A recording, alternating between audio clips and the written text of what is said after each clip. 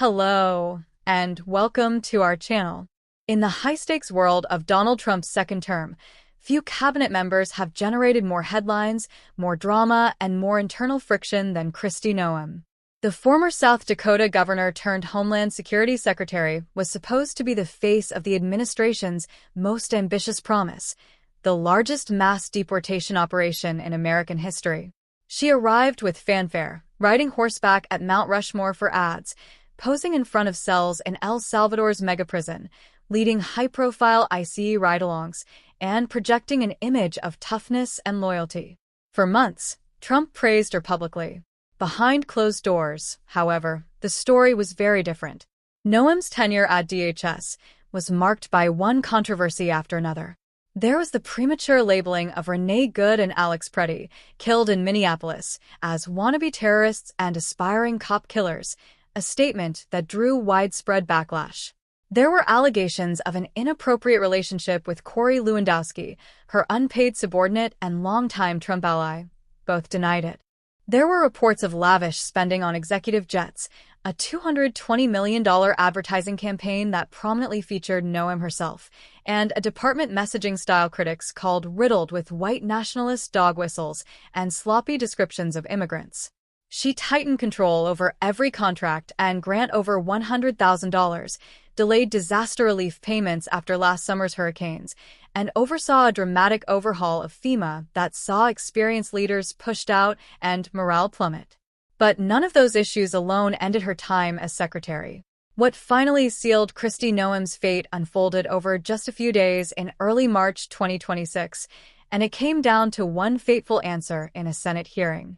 It started with a quiet heads-up from Capitol Hill. On Sunday, Senator John Kennedy of Louisiana informed the White House that he would not go easy on Noem when she appeared before the Senate Judiciary Committee.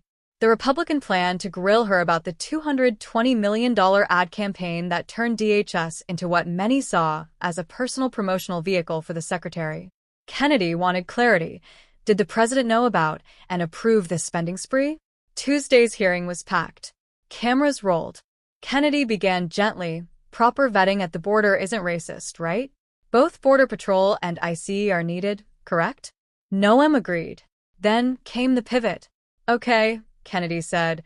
I just wanted to get my congratulations on the record. What followed was a masterclass in pointed questioning. He pressed her repeatedly on the ad campaign, waste, and whether Trump had signed off. Noem dodged at first. Finally, she gave a direct answer. Yes. That single word, yes, became the final straw. Senator Kennedy later told CNN that Trump called him that same evening, and the president was pissed. Trump's version of events differed sharply from Noem's. Speaking to NBC News on Thursday, he said he hadn't known about the campaign and wasn't thrilled with it. The discrepancy was damning.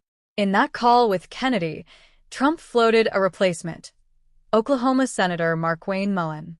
Kennedy said he was very fond of Mullin, even joked that the former MMA fighter would whoop my ass if he said otherwise. By Thursday morning, Trump had consulted other Capitol Hill allies, made up his mind, and posted the announcement on social media before Mullin could even tell his wife.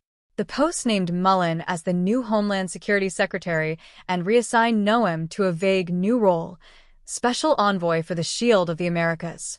Minutes later, Noem was scheduled to speak at a police conference in Nashville. Sources say she learned of her firing as her car pulled up to the venue. Trump called her directly. She stayed in the vehicle for several minutes, then stepped out, met staff backstage, and delivered her speech without mentioning the dismissal, though she made vague references to a new role focused on drug trafficking. In a memo to DHS employees that afternoon, Noem called her time as secretary the honor of my life. Behind the scenes, relief swept through parts of the department. One official told CNN, "It's long overdue. She wasn't qualified for the position from the beginning." Another said she paid the price for exploiting the role for personal gain. FEMA staff reportedly cheered audibly when the news broke. A high-ranking FEMA official described morale as the highest in a long time, accusing Noem of creating a culture of fear, polygraphing staff for leaks, and driving out experienced leaders. It will take decades to fix the damage she has caused, the official said. The White House framed the move as necessary to refocus on the mission. A senior official told CNN, "Replacing Kristi was based on the culmination of her many unfortunate leadership failures, including the fallout in Minnesota, the ad campaign, the allegations of infidelity, the mismanagement of her staff, and her constant feuding with the heads of other agencies, including CBP and IC."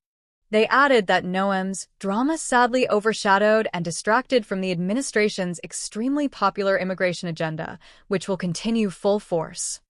Lewandowski is expected to depart with her. In Mullin, Trump has chosen a loyal fighter and reliable defender of his immigration policies. The Oklahoma senator, a former mixed martial arts competitor, is expected to be confirmed quickly. Officials say immigration priorities will remain largely unchanged, but Mullin's arrival signals a reset, especially for border czar Tom Homan, whose more targeted approach had clashed with Noem's flashier style. The two rarely spoke in recent months.